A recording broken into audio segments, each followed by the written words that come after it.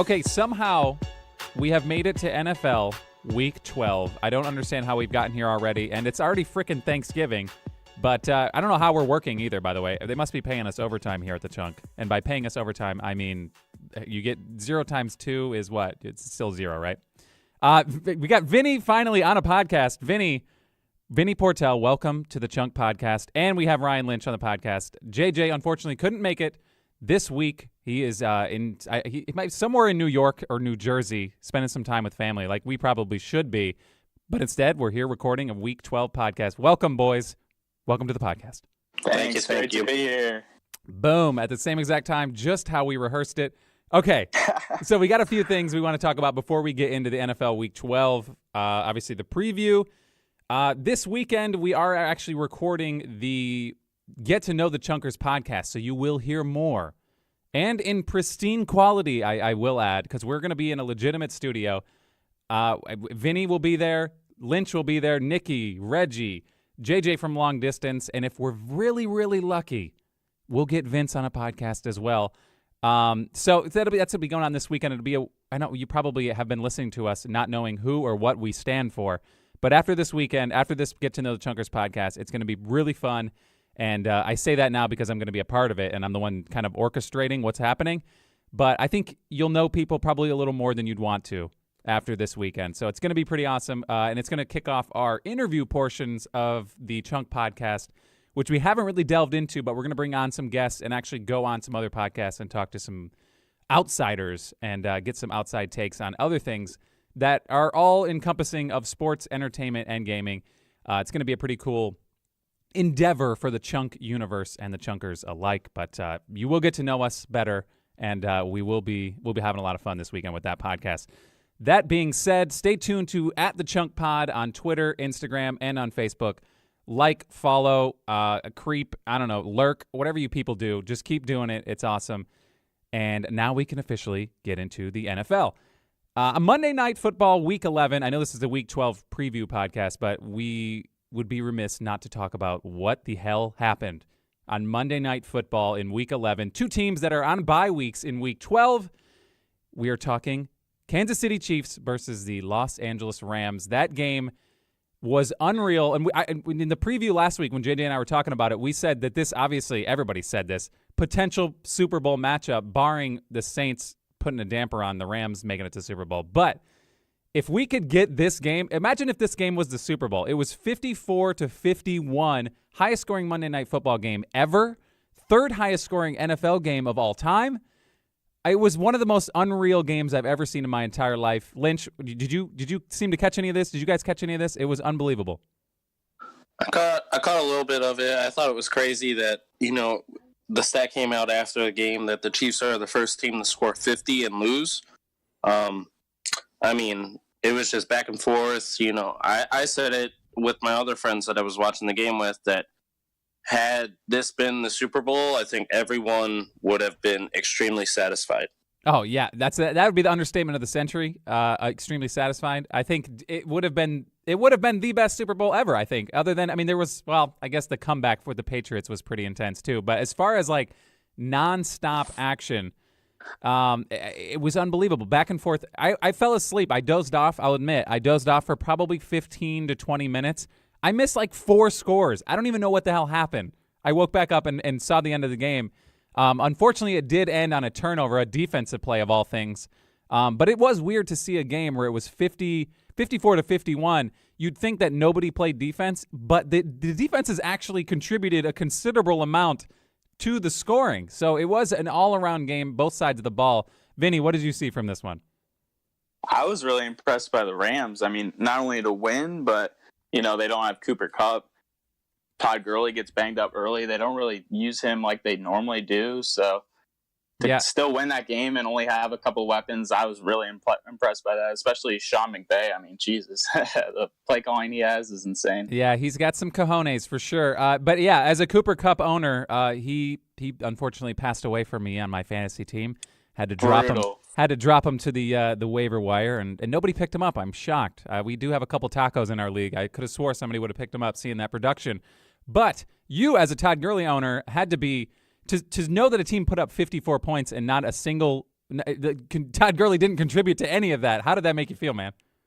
I mean, thank God I was playing JJ. Shout out to you. But it was rough, man. I was a little worried because I figure, going into this game, it's like the fantasy matchup dream scenario, and Todd Gurley is one of the best players on the Rams, so you got to figure he's going to get his normal 25 or 30 points. And, he gets banged up a little early. Obviously, that was terrifying. Yes. And then he comes back in, and he looks good, but he just doesn't really get it done, which was absolutely shocking. So, I mean, thank God I pulled out the win, but I would have been pretty upset if Todd Gurley ended up with that score and I ended up with a loss. But thank God for that. Yeah. What did he wind up finishing with? I mean, he fantasy points wise, I don't even remember what it was when I looked back at it. It was like 13 points or something. I mean, I had Josh Reynolds that night too, and he had like 18 and outscored him. So it was a weird night. I actually put a waiver in for Reynolds. I had it stacked. I wanted Anthony Miller, Josh Reynolds, and then I was willing to settle for Jeremy Ross or John Ross as a fill-in for AJ Green while he was out. But you wound up getting Josh Reynolds. I was super jealous because as Cooper Kupp got dropped, I was looking forward to picking up the next man up. And he didn't really show a lot in prior games when Cooper Kupp was out, but in this, it looks like they're making a concerted effort to get him involved, and especially when there's 54 points on the board. You got to imagine everybody on that offense, including the tight end, for once showed up and actually had a decent game as well for the Rams. But as far as an all-around team, you can't really be happy giving up 51 points, but in that game with two unbelievably high-powered offenses, I think you got to be very happy that you came away with the win, and they're now 10-1 moving on. But they did get pretty manhandled by the Saints. I don't know. The Saints to me are unreal, and they're doing the same thing. They're putting up 48, 50 points a game as well. I don't know what's going to happen come playoff times, but to me, no other teams are even remotely close to those three. And I'd be absolutely shocked if it wasn't at least one of those three in the Super Bowl. Yeah, I agree. I mean, I just recently went into like a Super Bowl pool with a couple friends. We each got, I think it was 3 teams, and it was like $20, and it's basically winner take all. If someone gets the winner, Yeah. With 4 people being in there and 12 teams being picked, you're hoping that one of us is smart enough to get the winner. I drew the Saints, so I think the Saints have the highest upside. Yeah. And I think the defense is slowly figuring it out. I think the trades that they've made with like an Eli Apple coming in is helping. So I'm interested to see them, the next couple of weeks playing against a couple decent offenses. Yeah, their defense as of late has shown more than the other two, or all 3 of them. I don't know. Just as a whole, they look like the most complete team right now, and they've proven it against the Rams, who just. The Saints beat the Rams and the Rams beat the Chiefs, so you got to imagine Saints are still on top of everything there. I mean, that's how it's simple, right? I mean, that's the layman's terms. That's what that means. So, except for sometimes the Buffalo Bills beat the Vikings by a lot and then come back the next week. And you know what? Just forget everything I just said. We'll just keep moving on.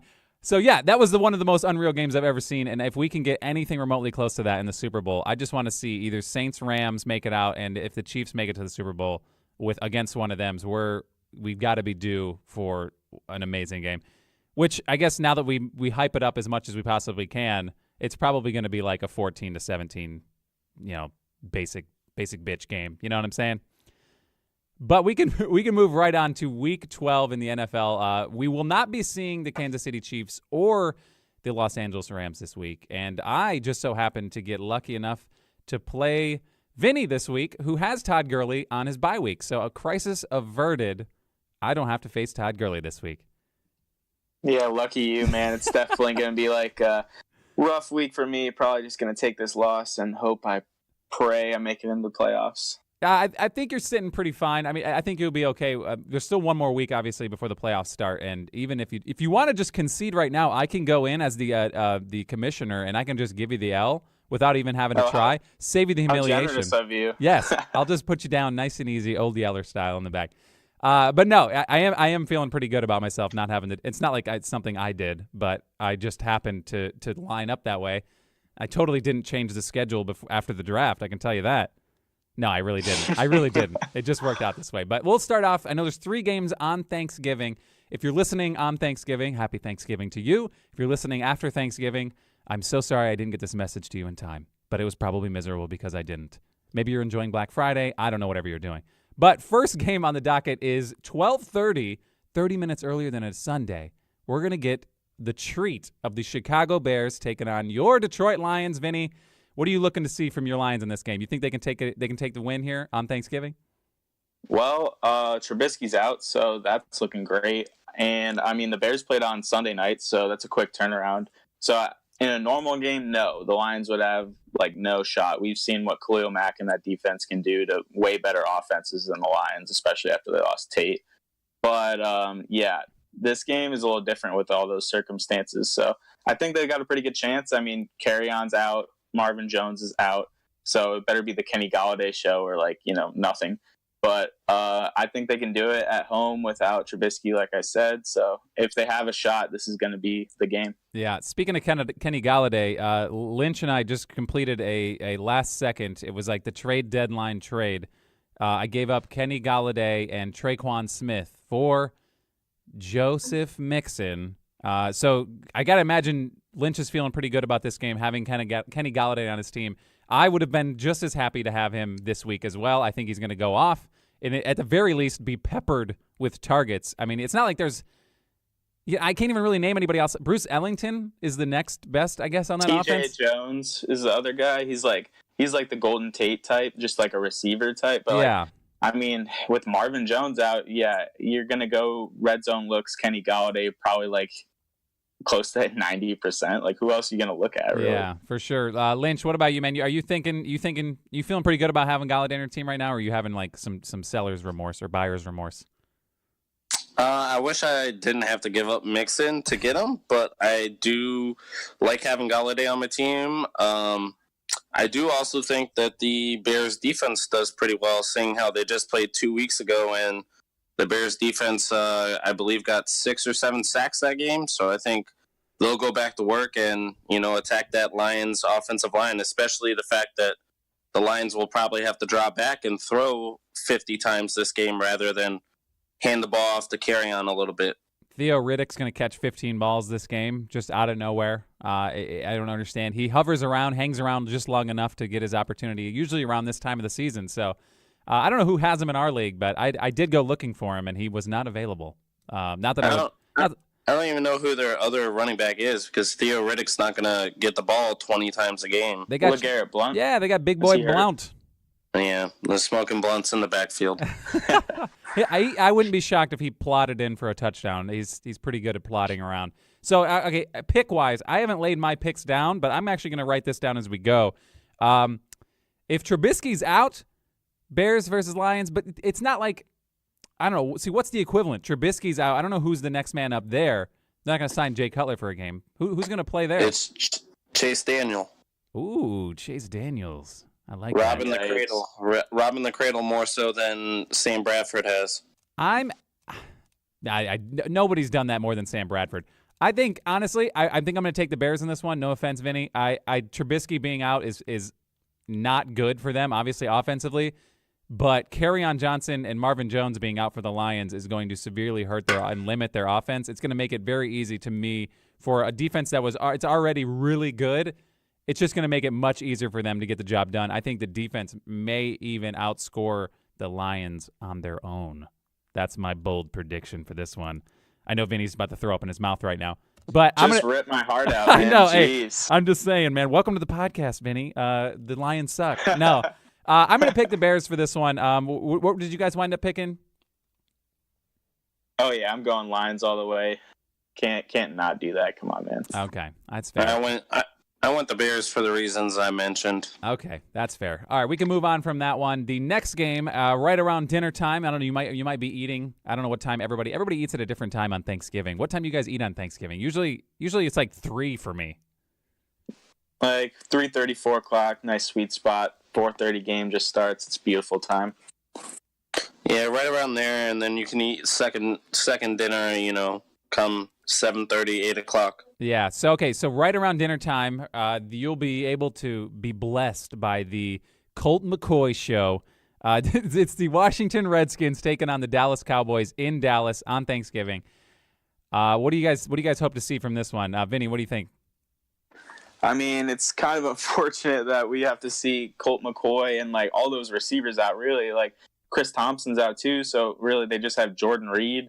Like that's not going to be a whole lot of fun, but it should be interesting. I mean, they have a decent defense, so if they can kind of contain the Cowboys, maybe they'll keep it close. But it's going to be probably one of those typical Thanksgiving Day games between the Cowboys and Redskins. It seems like 21-17 or something like that. I'm sure the Cowboys will win. That's who I'm picking. I can't imagine it's going to be that fun to watch, except for unless you're a gigantic Colt McCoy fan, which I am the leader of the bandwagon. I got to be honest, in college, totally disliked the guy. But for some reason, when he went to the NFL, just the name Madden, I think I overused him in Madden. I just chucked it with him. I might have had like a crazy good game with him in Madden for some reason. I don't even know how.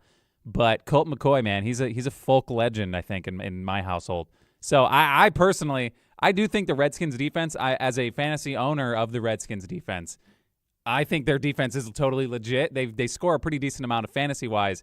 Even against good offenses, they always find a way to create turnovers and get some sacks. And I think that's just enough to disrupt the Cowboys. I'm going to take the Redskins, the away team in this game. Lynch, what about you, man? I'm going to go with the Cowboys. I think they do just enough to win, but I do agree with you guys. It is going to be pretty boring. I think it's a homecoming game for Colt McCoy. Not saying that he hasn't played there before because, he's from Texas. Yeah. He's been around the league for a little bit. I think he's going to come back. I think he's going to play okay. But, I mean, like Vinny said, who's he going to throw the ball to? And then I think on the other side, the Cowboys are going to feed Zeke, and you get to see Zeke gobble on Thanksgiving. Yes. Oh, absolutely. I think Zeke Elliott's gonna feast pretty hard, but I also think Dak turns the ball over a few times, and Amari Cooper drops the ball at least 15 times this game. And I'm being totally sarcastic, but it's very well possible. I don't know. I have no faith in Amari Cooper. But I do think we're selling Colt McCoy a little short here, and I'll stop. I'll get off this bandwagon. I don't know why I'm talking about him so much. It's just so fun to say Colt McCoy. But I think we're going to be surprised by how the offense actually is improved under Colt McCoy. I think when a backup, especially like him, comes in and has literally nothing to lose, I honestly didn't even remember. I didn't even know he was still in the league as a backup. I had no idea he was still hanging around. I think this is almost like a Fitzpatrick situation where it's just like the dude doesn't care anymore. They're just going to do what they got to do. I think he slings it. I think it's stupid, but him slinging it with Adrian Peterson in the backfield, I think their offense is going to put up a decent amount of points. And it does suck that Chris Thompson's like dead. I don't know what happened to them or what happened to him or why they didn't put him on IR, but he's been every single week. I get a notification. It's like, Chris Thompson's out for this game. Why not just put him on IR? It's literally been like 9 weeks. I don't understand what the hell's going on there. But aside from that, I do think the Redskins win. But you guys both taking the Cowboys on this one? Yeah, I mean, Colt probably can't be worse than Alex Smith, but still taking the Cowboys at home. Yeah, that's fair. I can't bring myself to pick the Cowboys, and I regret it every single week. They always wind up, not always, but every time I pick against them, they wind up winning, and here we are. This one should be pretty easy to pick, I think, for most of us. The Atlanta Falcons versus New Orleans Saints. It's basically the NFC's, I don't know, it's like the poor man's version of the Monday Night Football game. It's the Saints who I'm sure will put up the points, and then the Falcons who everyone assumes are able to put up the points because, hey, man, they got Julio Jones still, right? But I don't think that's going to happen. I think the Saints will put up points comparable to the Monday Night Football game just out of spite. They probably were watching that and were like, dude, we're better than these teams. Let's drop a 60-bagger on them. I don't think they'll reach 60, but I do think it's very possible the Saints obliterate the Falcons here on Thanksgiving night. Yeah, I want it to be like that Monday night game, but I have a feeling it's going to be more like that Eagles-Saints game last week. It's just like they both have good offenses, but the Falcons are just so overmatched. Not only do they have a bad defense, but with the Saints having a decent defense, I mean, it's going to be tough for them to just keep slinging it and just keep up with them. Not many teams can, and I don't know. It's probably going to be rough, but I'm hoping it's more of a shootout than we expect. Yeah, I think out of all the games, this has the most potential for a shootout, and I think after the first two games, I think we're going to be ready for a shootout. I think everyone's going to be praying for a shootout because I don't think the first two games are going to be great. entertaining at least football game. So I'm hoping this one's at least a little bit more entertaining before the Saints pop the top off and blow them out. But Lynch, what about you, man? What are you thinking?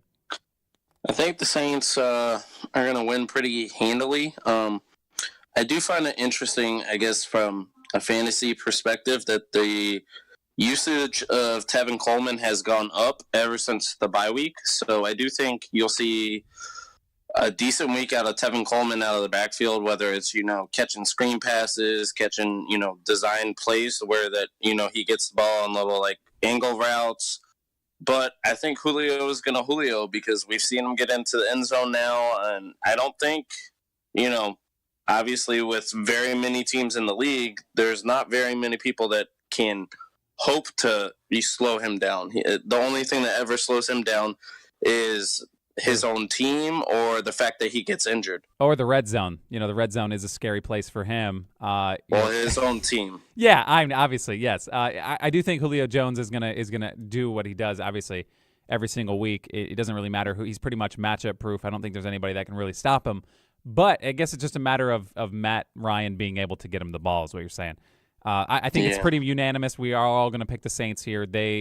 Until they show otherwise, to me, I don't know. I'd give them the best team in the NFL going right now as far as complete NFL team, both sides of the ball, because they can score. They can score the same amount of points as the Chiefs and the Rams, and to me, their defense is better. So, moving on. That'll wrap up Thanksgiving. So we'll get a slate of 3 games, and then we'll get a much smaller. This is the saddest part about this is that you get 3 games on Thanksgiving, which is good. You get to watch football, but come Sunday when it's red zone time, it's it slows down a lot. I think a little. There's not as much going on because there's so many other games going on. You still have the Sunday night, the Monday night, and then the 3 on Thanksgiving.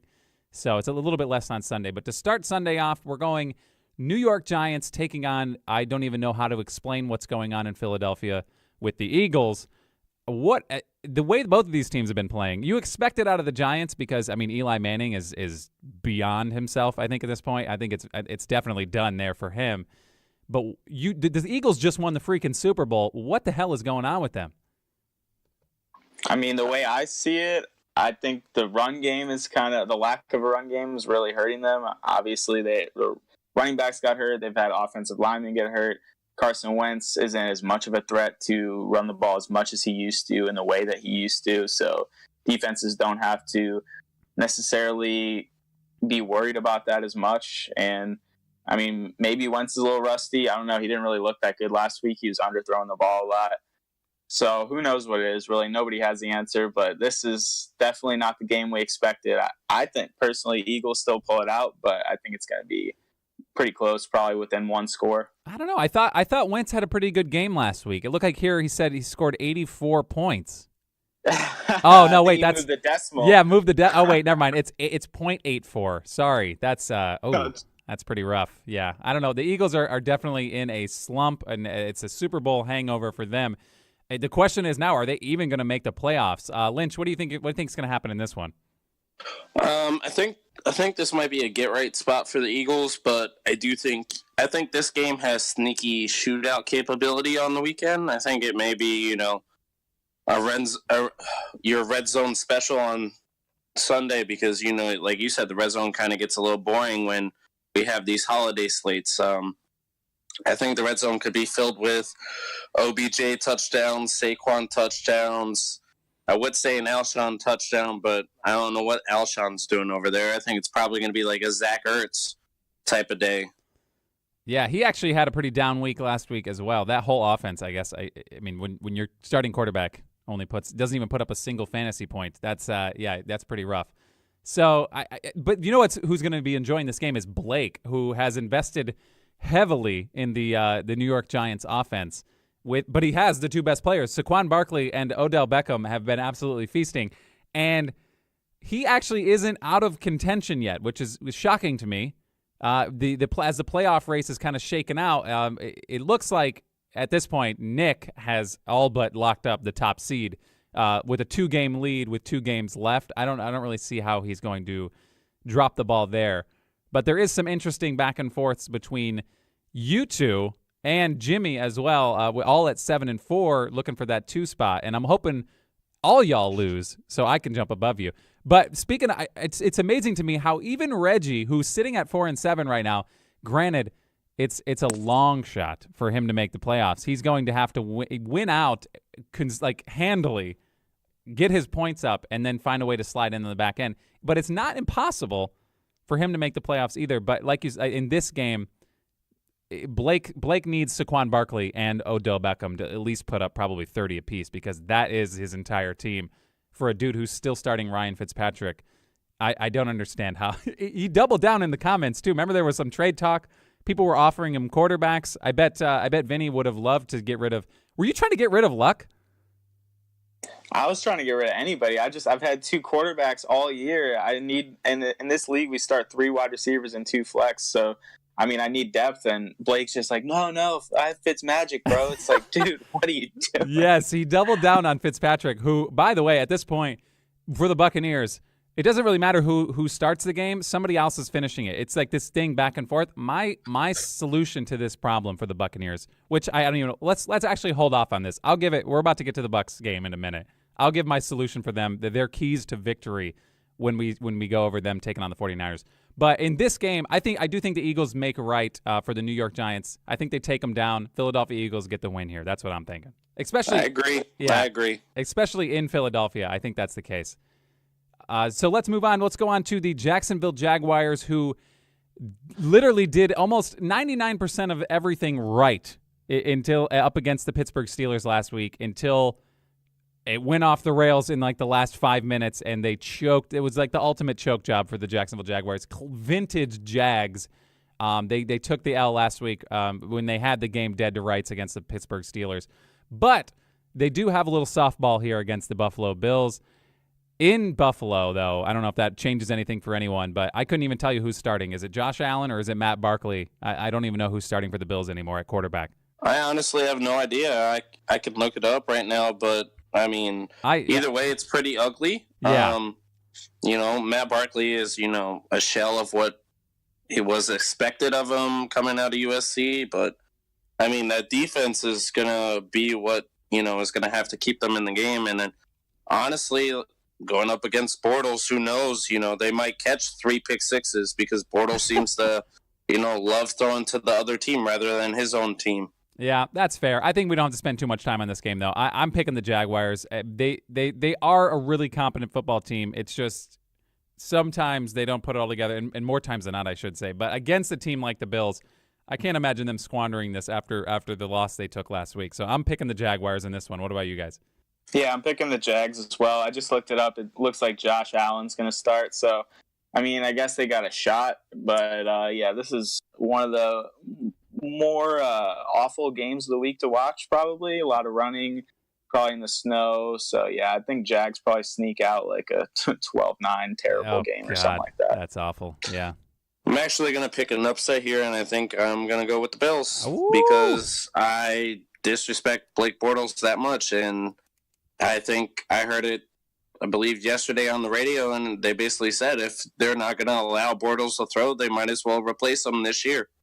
Dang. All right. Well, I mean, they had every opportunity at the trade deadline to get some sort of backup or help along the line, but they stood by their man, and this is where they're at. So I do think they'll take the win, though, in this one. But Lynch calling an upset, picking the Bills.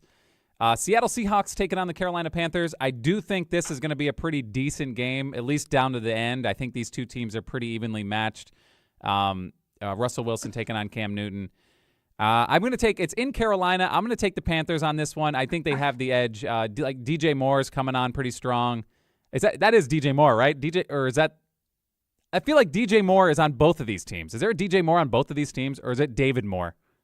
There's a DJ Moore on Panthers and a David Moore on the Seahawks. Can we get less Moores out there? You know what I'm saying? There's too many Moores. I don't want any more of those. But I'm going to take the Carolina Panthers in this one at home in Carolina. What are you guys thinking? Yeah, I'm thinking the Seahawks take this one, actually. I mean, I don't know. The Panthers have been looking good lately. I mean, they did lose the Lions, but they look better in the second half. But I don't know. I like the Seahawks. They look good against the Packers. I'm a big fan of Russell Wilson down the stretch, so I think they got this one. And I'm actually going to go with the Panthers as well. I'm interested to see, because I saw Funchess didn't practice today. As a DJ Moore owner, someone that might be trying to get rid of him, I'm trying to see if Funchess is out, how does that affect DJ Moore? Because DJ Moore's been getting all his playing time because Torrey Smith has been out, and now Torrey Smith is back. So I'm seeing DJ Moore dropping in production, but I still think that is going to end up helping like a Greg Olsen continue to thrive in the offense, even though he, seems like he's been around for 25 years now. Yeah. He still catches a touchdown pass every single week, it seems like, even if it's just one catch, one touchdown. Yeah, he's the new Jason points. Witten. He's the new Jason Witten. That's all we got right now. And he honestly, if he retired, he'd probably be better than him in the booth too. So anyway. Anybody would be. Everyone's taking the jab, obviously, at Jason Witten. But, he's out there doing his thing. He's getting paid. I'm not going to knock him for it. But, okay, so Lynch and I are on the Panthers. Vinny's taking the Seahawks. We will move on to me, got to be the best team in the NFL, the Oakland Raiders, taking on the Baltimore Ravens in Baltimore. You got to be picking the Raiders here, right? Oh, game of the week. Game of the week. This has got game of the week potential written all over. Game of the season, maybe. Baltimore Ravens, okay, listen, jokes aside, they're the better football team here. Obviously, the Raiders could be going up against anybody in the NFL, and they would be the lesser of the two. So I think it's pretty obvious here. The Baltimore Ravens, I'm taking them. I'm sure you guys are on I don't want to speak for you, but I'd imagine you're on the same board. Gus Edwards, who the hell is this man? He came out of nowhere last week with Lamar Jackson starting. It looks like Lamar Jackson's going to get to start again this week with Flack out. What the hell is going on with that? Lamar Jackson with like 27 carries as a quarterback. There's a lot going on there on the Ravens side of the ball, and I need somebody to explain to me what the hell's going on.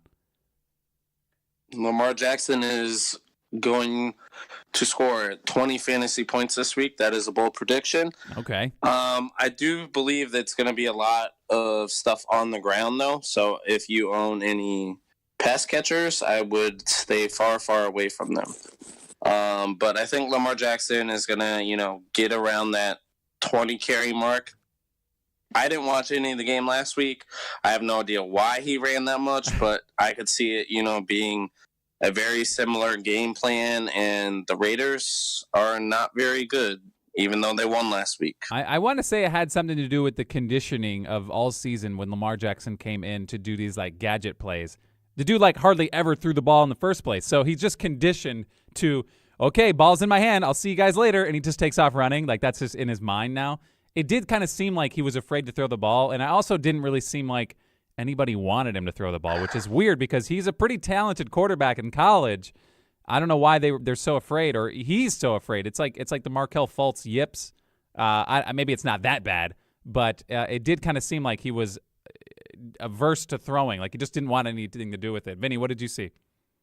Yeah, I agree. I think they need a little bit more balance with passing and running, because I think defenses kind of just started to expect it after he did it so many times. I think he had like 20 carries or something like that. Ridiculous. So it's kind of obvious what they want to do with him, but I don't know. I think they need to figure that out. But on defense, like this is a nightmare matchup for the Raiders. I think the Ravens could outscore the Raiders' whole team. So yeah, I'm taking the Ravens all the way. I think they're going to kill them. Yeah, I mean, look, I get what Gruden's doing there with all the draft picks, and this is obviously total tankage going on. But I mean, it's kind of sad. But I mean, what does he care? It's not like he owes it to the Oakland fans. They're freaking leaving. You know what I mean? It's like, well, I don't care if I'm doing this for anybody. We're not even going to be here. You know what I mean? I don't even think it's not even next season when it starts, is it? I think it's two. It's still two more years. Next season they're in Oakland again, and then so dumb. They leave the next year. So stupid. If I'm in Oakland and I was or a Raiders fan, this would be me done. I'd be like, look, I'm not supporting you. I'm not going to your games. You guys are leaving. Why would I pay my precious money to go to the stadium and watch you guys get manhandled by other teams? It doesn't make any sense to me. And they're leaving anyway. So this is basically like, this is how they're going to go out in Oakland. Like they've had this legacy. They've been there for not forever, but I mean, quite a while. And this is just big middle finger to all the people who in Oakland who have been like supportive of the Raiders. They're just like, peace out. And on our way out, we're just going to take a big crap right here in this stadium. And this is how you're going to remember us. But yeah, Ravens all day in this matchup. No brainer. Now moving on, San Francisco 49ers taking on Ryan Fitzpatrick. No, wait. Jameis Winston's. No, wait. I don't know whose team it is anymore, but it's probably both at this point. I think it's Jameis Winston's getting the start in this one in Tampa. The Buccaneers are taking on the San Francisco 49ers. I have a solution. We talked about it a couple minutes ago. The solution for basically the Bucs can go undefeated the rest of the season, and here's how. Start for this week. This is how it would play out. You've already announced Jameis Winston's the starter, okay? You roll Jameis Winston out there for, I don't know, half the first quarter, maybe 8 minutes, right? And before it goes off the rails, because you know it's coming, pull him from the game and put in Fitzpatrick. Whoever comes in the second half or whoever comes in after the starter lights it up, and it's a beautiful game.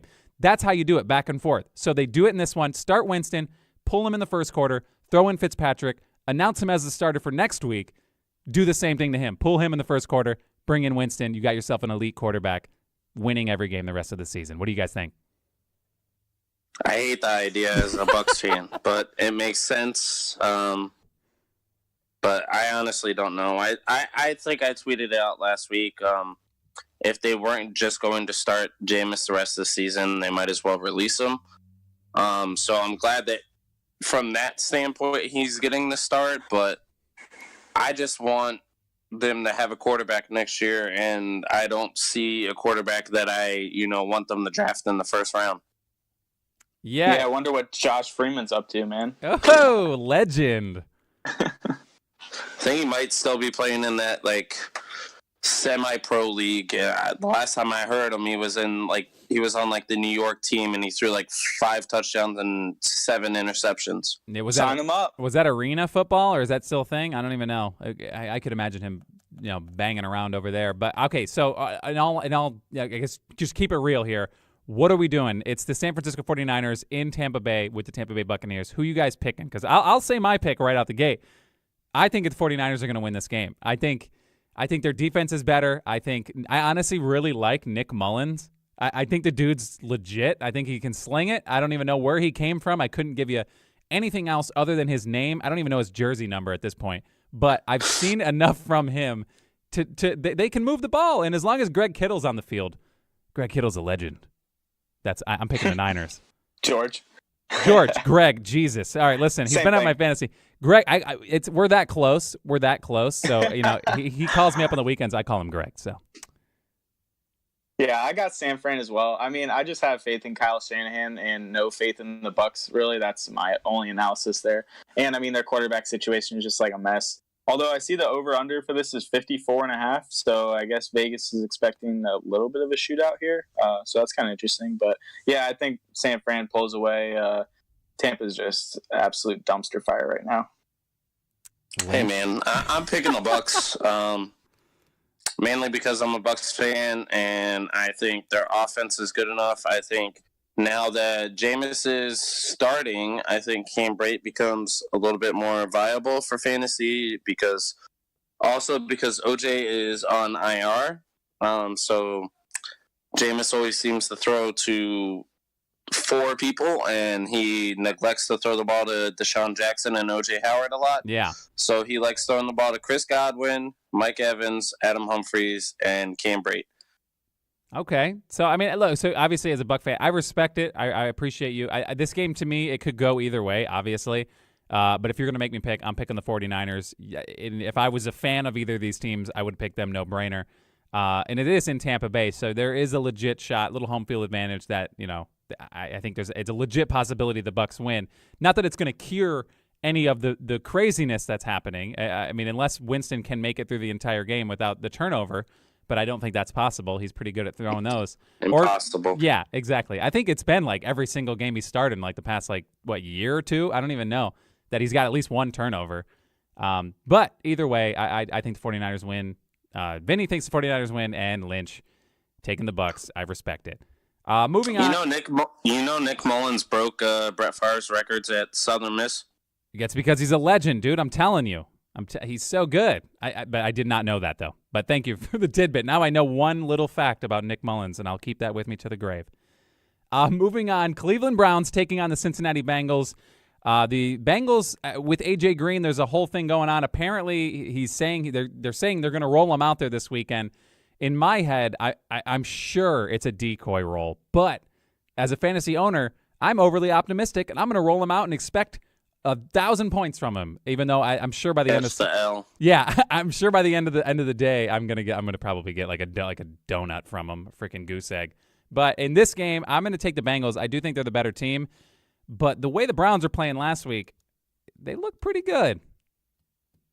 Well, they didn't play last week, so That's what I meant. The last week, but I mean, like before, obviously Nick Chubb went off for like 170 yards, and Mayfield was popping off. It all looked like it was coming together. But you're right. Maybe a bye week could derail the fun. But the last time they played, they did look legit, and they looked like they were actually coming together as a team. It looked pretty good. If they can come back out of the bye week and just maybe they watch that tape over and over and over again for a week straight, they can come out and try to duplicate that. It would be a pretty good game. But the Bengals need this too much. And especially in Cincinnati, I don't think they let this one slip away. Yeah, I tend to agree with you. The Bengals are tied with the Ravens right now, and the Dolphins, and I believe there's another team and the Colts and Titans, all for like that last spot in the wild card. So I think, like you said, the Bengals need it too much. I think the Bengals are going to win. I feel bad for giving up Joe Mixon, but like you said, that Cleveland defense is kind of good. So I'm not overly optimistic on the Bengals fantasy output this week. Yeah. But I think Andy Dalton just does just enough to win the game. Yeah. Mainly because I think Baker, forces the issue one time too many and, throws a pick in a key spot. Yeah, well, as a completely unbiased owner of A.J. Green and Joe Mixon, dude, they're both going to pop off for at least 2 touchdowns. Let's be real here. I mean, come on. It's definitely going to happen. Vinny, what do you think you're going to see from this one? Too much faith in the ginger Andy Dalton. Oh. Yeah, I got the Bengals as well. I like what the Browns have been doing with Duke Johnson getting him the ball, and Nick Chubb's been awesome as well. But yeah, like you guys said, the Bengals need this game too much. If they really have AJ Green back, then they have a huge advantage there. Even though the Browns have a good defense, yeah, I don't see them winning it. I think even if he does come back and play a decoy role, it will help the offense. I mean, Tyler Boyd desperately needs just the shell of A.J. Green back on the field to be as productive as he has been. And the same goes for Joe Mixon. If A.J. Green's on the field, they at least have to respect the fact that he's standing there. He may not get the targets, which is fine with me because now I have Joe Mixon on my fantasy team. So sure, if he helps Mixon out, maybe he can kind of balance each other out. But yeah, as long as it's encouraging to me that he's even playing. I mean, because honestly, 2 or 3 weeks ago, I wasn't sure he was even going to be back by the rest of the season. It sounded like catastrophic. So it is nice to see him get the suit back up. The next game on the docket here is the New England Patriots taking on the New York Jets. We've seen it 1,000 times, and we know how this game's going to end. Let's all we don't need to give this the time of day. Let's be real here. Unless somebody thinks we should, but I'm picking the Patriots in this one. I don't even think it's going to be close. That's that to me. Pats by 30. Is Darno starting, or is it still McCown? I think Darnold's back, is he not? I have no idea. I haven't. That's how much I care about it. He's not back. I think it's McCown again. Nope. Yeah. Well, then it might be the Patriots by 50. Okay, that's fair. As long as 3 of the touchdowns go to Josh Gordon, I'm fine. But no, yeah. And we don't have to listen to JJ's biased ass Jets. I know. I think even he would begrudgingly admit that the Patriots would not lose this game. And I think he's kind of, obviously he's conceded the season, but to be fair, the way the season started for the Jets and the Lions, I'm sure Vinny remembers, they look like world beaters after week 1. I thought for sure the Jets were going to be the best team in the league. Lives in my nightmares. Yeah. So, I mean, after that, I could understand why a Jets fan may be optimistic, but obviously not having your young and up-and-coming quarterback, Darnold. McCown is not what he was last year. He was pretty fun fantasy-wise last year, but it is not like that anymore. The Patriots are gonna slaughter this. It's not even gonna be close. The Arizona Cardinals, who are on the up and up with Josh Rosen and Byron Leftwich calling the plays. Thank you, God, Byron Leftwich. I never thought about it. I never thought I'd say that in my entire life. Byron Leftwich, best thing that ever happened to my fantasy team. David Johnson now is getting 1 million touches a game because he was there for that Bruce Arians era. Mike McCoy is gone. Byron Leftwich in. They look better as a team as a whole, However, they're taking on the San Diego Chargers not San Diego. My God. This is honestly, if you go back and listen to everyone on the podcast, I'm still calling them San Diego Chargers. And I know I'm not the only one. The Los Angeles Chargers. For some reason, they're in L.A., but it is the Los Angeles Chargers taking on the Arizona Cardinals. What do you guys think is going to happen in this one? I mean, yeah, who would have thought that it would help to give the ball to your best player more? But Byron Leftwich has definitely helped the Cardinals a little bit. But the Chargers have been an awesome offense. I mean, obviously the Chiefs are the class of the AFC, but I think the Chargers are the only team that has a puncher's chance at keeping up with them. So I think they'll blow the Cardinals out here. But yeah, I keep calling them San Diego as well. They have that same look. You know, they just belong there. It's so weird to see them gone. It's one of the dumbest moves I've ever seen for a franchise. I mean, other than whatever's going on with Oakland going to LA or Las Vegas, and then just totally disrespecting and not just leaving right away. I'll give it to the Chargers for just saying, peace out, we'll see you later, and getting the hell out of there and not like overstaying your welcome. But they should have never left in the first place. It's one of the stupidest things I've ever seen. They don't belong there. Nobody thinks of them as an LA football team. And the way the Rams are playing and the coverage that they're getting and the superstars that they have, they're the Clippers, man. The Chargers are the Clippers, and it's like they're the bad Clippers. And what's sad is that they're good, but they don't get nearly the coverage. Nobody's talking about them. And I don't know. It's super weird to me. They need to go back. They just need to go back to San Diego. I'm sure they'd be embraced. They just need to get rid of, like, I think it's the owner. Isn't the owner? Is it Spanos? I don't know. But it's ridiculous that they need to go back there. But I'm picking the Chargers in this one. Lynch, what do you think, man? I think the Chargers are going to win. The defense is really good. I actually heard someone on the radio on Sirius XM on the fantasy thing.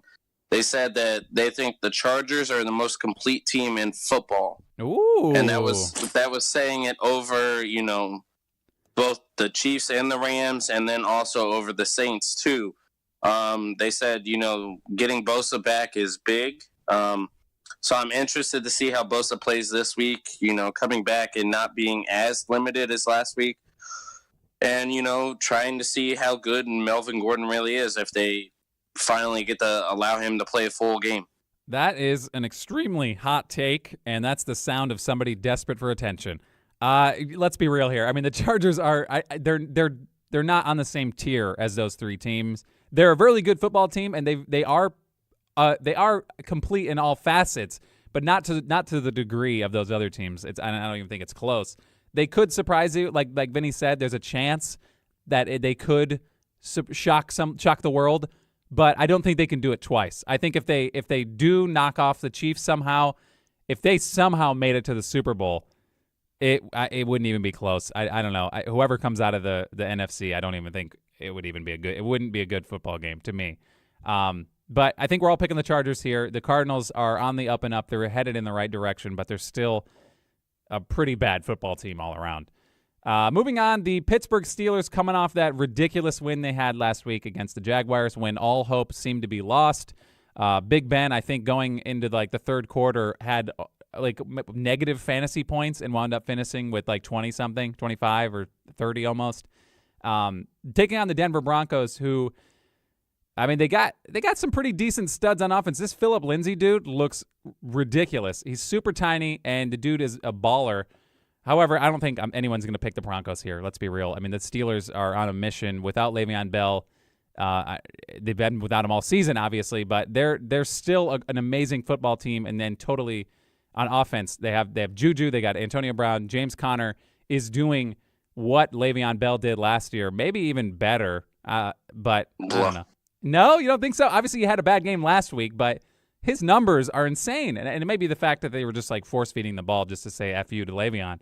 But I don't know. I think they surprised me. At the beginning of the season, I thought the Steelers were going to be one of the worst in the AFC. That was my feeling. I feel like this is one of those low-key, sneaky games the Broncos could win just because I'm pretty sure Big Ben's trash on the road, right? That was a road game last week where he was pretty bad. And yeah. I don't know. I mean, they have that pass rush with Von Miller and Bradley Chubb. They could give him a lot of trouble. So, not that they have a great offense, but like you said, they've got Phillip Lindsay and like Emmanuel Sanders and stuff like that. So, it could be a sneaky game. I'm still taking the Steelers, but I'd be on the lookout for a Broncos win. Okay, I thought you were going to do it, man. I was waiting. I thought you were going to say. I thought you were going to say I Broncos. can't commit to it. What about you, Lynch? I'm along the same lines as Vinny there. The only reason I'm not going with the Broncos is because Vince Joseph is awful. Okay. And I don't really know if he knows how to coach a football team. All right, that's fair. That's really all you got to say. Yeah, there's some, obviously throughout the season have been some questionable decisions. But yeah, the Steelers are rolling right now. They're coming off that win last week. I think they're relieved, and this is just going to be like they're going to have some fun in this one, I think, as they play the Broncos. It's in Denver, but I really don't think that matters much. So unless Big Ben does show up and is trash on the road, which the splits are there. You can see it. He does play worse on the road, but I think it's still the Broncos. They're not an amazing football team by any means. So speaking of amazing football teams, the Miami Dolphins taking on the Indianapolis. I don't know, what was that? Indianapolis? Can't speak. Indianapolis Colts in Indianapolis. The Miami Dolphins look like they're going to get Ryan Tannehill back this week. I don't know if that's an upgrade over Osweiler or not.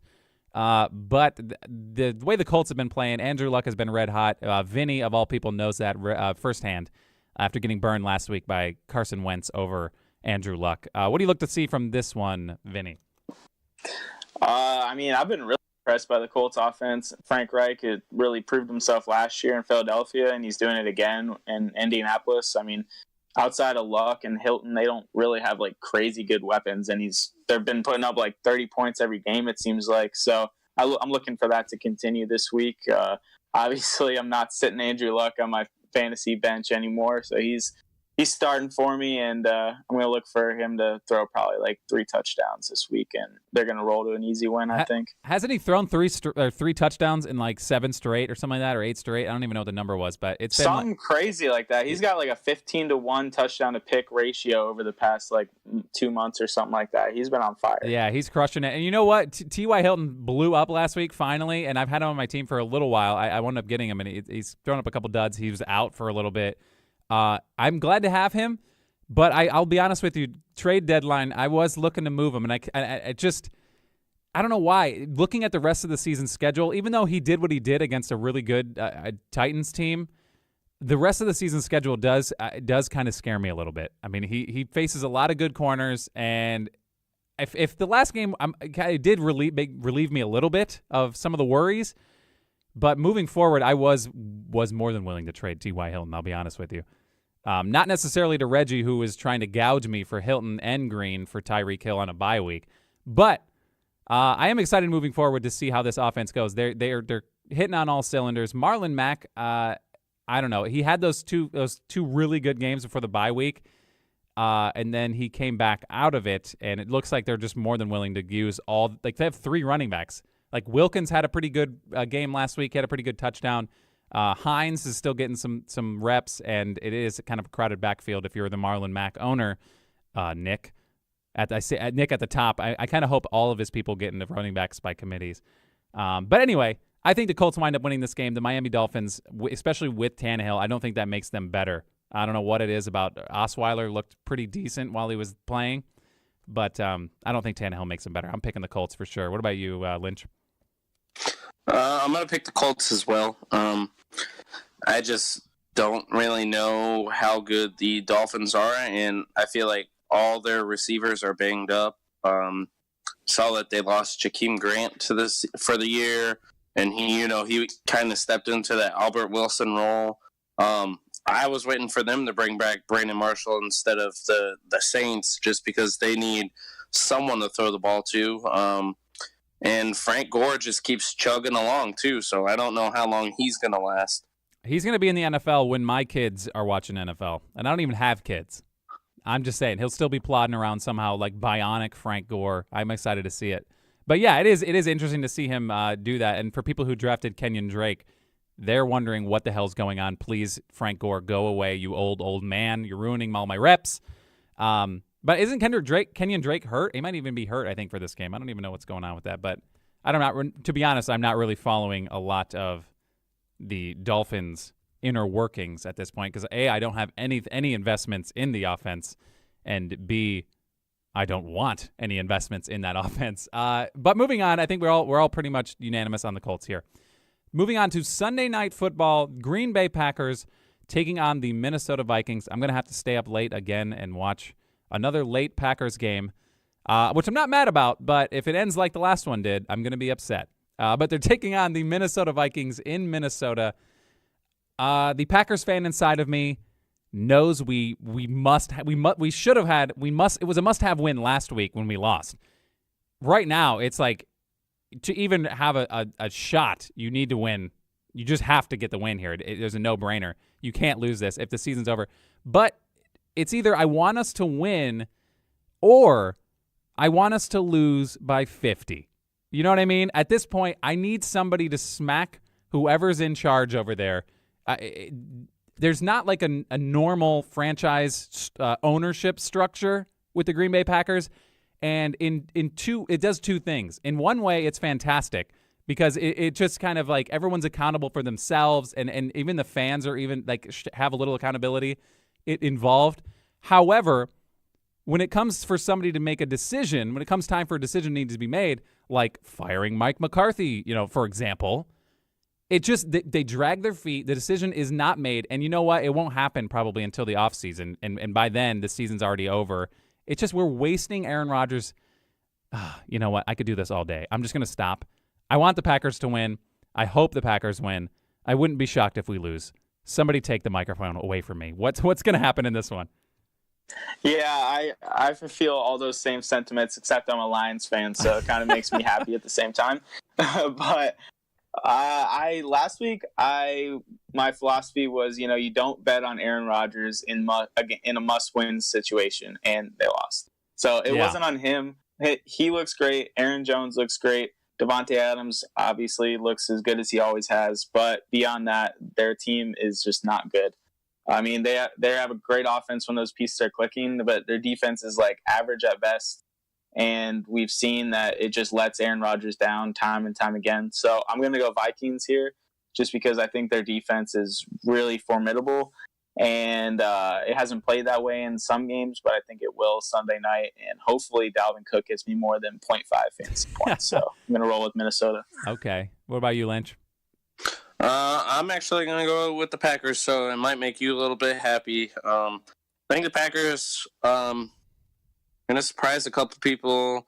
I honestly haven't been impressed with the Vikings as a whole, and I, for one, wasn't the biggest fan of the Kirk Cousins thing, because I don't necessarily think Kirk Cousins is worth all that money that they paid. And I think he was a product of, having to throw the ball in games where they were trying to come back in. What Jameis is doing, what Fitzpatrick is doing for the Bucs this year. They're setting records for the Bucs, but it's because they have to throw the ball so many times a game. And I feel like that's what Kirk Cousins did last year in order to get paid. And yes, he's throwing the ball to Diggs, he's throwing the ball to Thielen, but that's not how they're going to win a game, especially, now in November and December.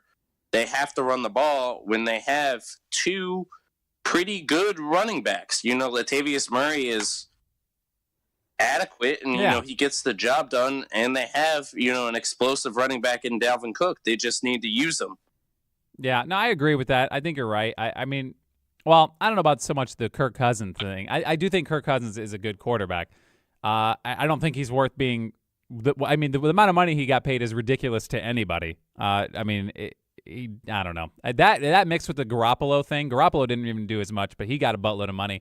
It's just the nature of the beast, I think, with the quarterback position in the NFL. If you feel like you have a halfway competent quarterback, just pay him a buttload of money, and that's how you win, I guess. I don't know. But I do agree with you. The running backs do need to get more involved, and it may be the fact that their offensive line is butt cheeks, but they need to make more, like Vinny said, more than 0.5 fantasy points for Dalvin Cook. They need to be able to produce something to take some pressure off of that passing attack with Cousins, Diggs, and Thielen. But yes, I can't. I'm happy you picked the Packers. I think you shouldn't have. I would not be shocked if the Vikings win this game. I would be shocked if the Packers win. I don't know why. It's to that point in the season where if Mike McCarthy, there's such a rift between McCarthy and Rodgers, Aaron Rodgers, that it's noticeable. Like, if you watched any of the Packers game last week, every single time there was like we were calling pass plays. I don't know. He has some ability to change the play at the line. Obviously, he can't do it every single time, but I don't know, man. Every time a play failed, every time something happened, like he would get sacked, and you could just see it. It was, I don't know.